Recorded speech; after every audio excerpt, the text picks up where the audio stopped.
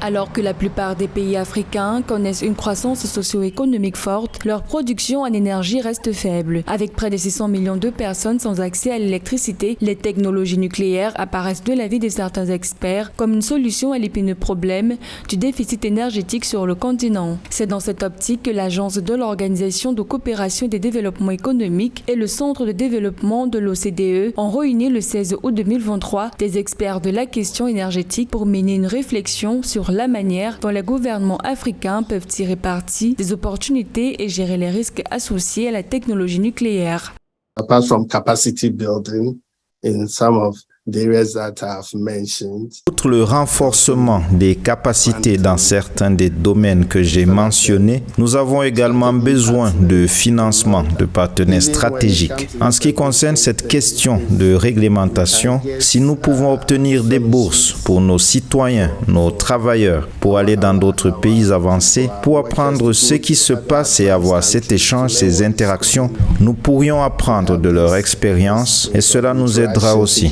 From their experience and it will help us a lot. Pour réduire le déficit énergétique et améliorer l'accès à l'énergie sur le continent, le Ghana s'est donné pour objectif de produire de l'électricité à partir du nucléaire dès 2030. Leslie Nazerbo, président du Rwanda Atomic Energy Board, estime que le mix énergétique, incluant le nucléaire, est devenu une nécessité pour permettre aux pays africains de combler leur déficit en énergie. Quand on dit mix énergétique, les gens pensent uniquement aux énergies renouvelables en les opposant aux énergies fossiles. Bon, on ne pense pas forcément au nucléaire, par exemple.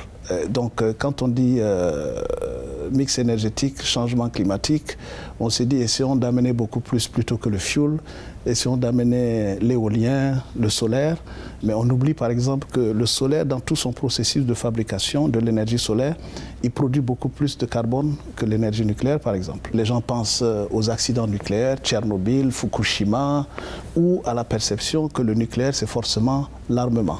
Et ça, c'est une perception qu'on a beaucoup en Afrique et qu'il faut changer. La nécessité de réduire les émissions de gaz à effet de serre dans un contexte de réchauffement climatique et l'exigence accrue de sécurité des approvisionnements énergétiques conduisent certains États à envisager de lancer ou de relancer des programmes électronucléaires. L'électricité d'origine nucléaire offre en effet aux États l'opportunité de bénéficier d'une énergie propre, décarbonée, compétitive et pilotable, contribuant ainsi à leur indépendance énergétique et la lutte contre le réchauffement climatique. We have a very huge potential of uranium and thorium in our country.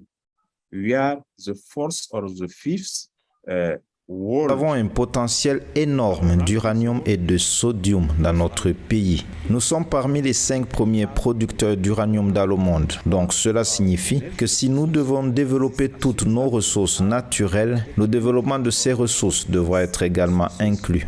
which is in our country too.